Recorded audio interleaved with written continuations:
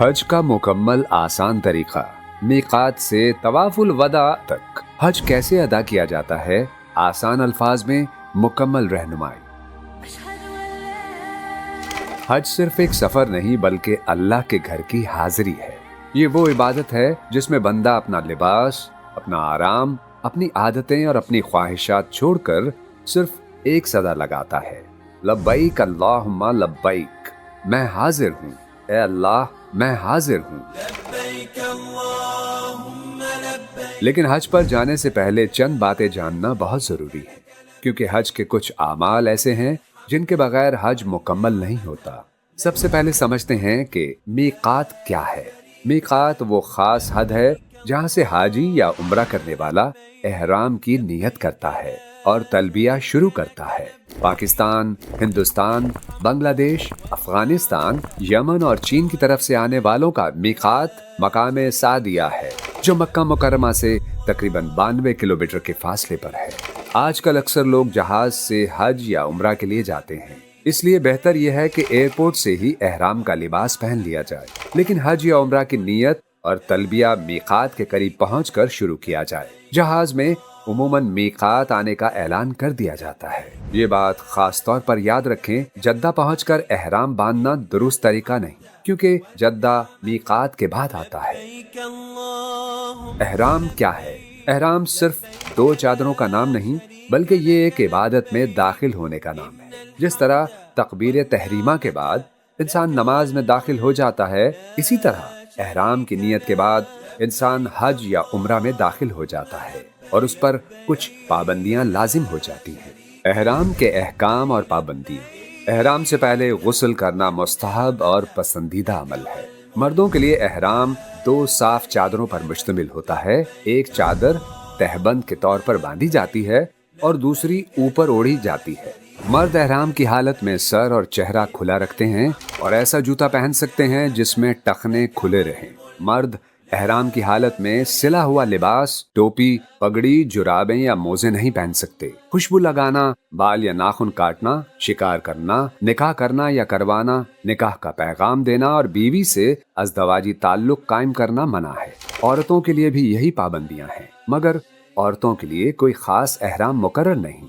वो अपने आम शरई लिबास में एहराम की नियत कर सकती हैं। अलबत्ता एहराम की हालत में दस्ताने और चेहरे के मुताबिक सिला हुआ नकाब पहनना मना है। ये भी याद रखें कि एहराम का लिबास नया होना जरूरी नहीं। साफ सुथरा पुराना एहराम भी पहना जा सकता है। लेकिन एहराम में कुछ काम जायज भी हैं।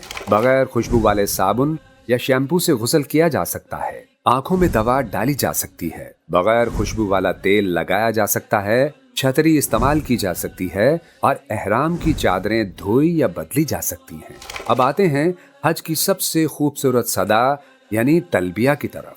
हाजी मीकात से गुजरते हुए ये अल्फाज पढ़ता है, ऐ अल्लाह मैं हाजिर हूँ, तेरा कोई शरीक नहीं, तमाम तारीफें, नेमतें और बादशाही तेरे ही लिए हैं। 8 ज़िल हज को हाजी हज की नियत करता है, एहराम बांधता है, तलबिया पढ़ता है और मिना की तरफ रवाना हो जाता है। मिना में हाजी जोहर, असर, मगरिब, इशा और फजर की नमाजें अदा करता है। जोहर, असर और इशा की नमाजें कसर पढ़ी जाती हैं।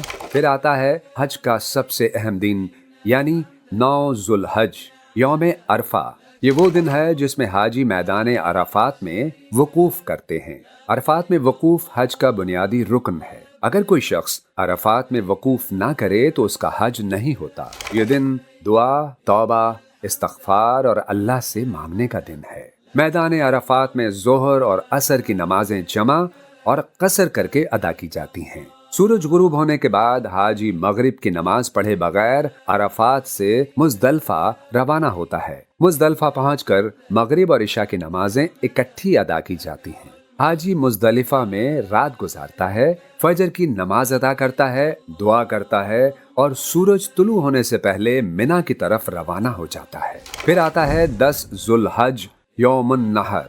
इस दिन 4 अहम काम किए जाते हैं। पहला काम रमी यानी जमरातुल अक़बा को 7 कंकरियां मारना।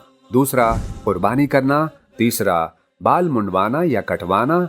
चौथा तवाफ़े ज़ियारत करना। जमरातुल अक़बा को 7 कंकरियां एक एक करके मारी जाती हैं और हर कंकरी के साथ अल्लाह अकबर कहा जाता है। याद रखें, 7 कंकरियां एक साथ फेंकना दुरुस्त तरीका नहीं। अगर कोई 7 कंकरियां एक साथ फेंक दे तो वो सिर्फ एक शुमार होगी।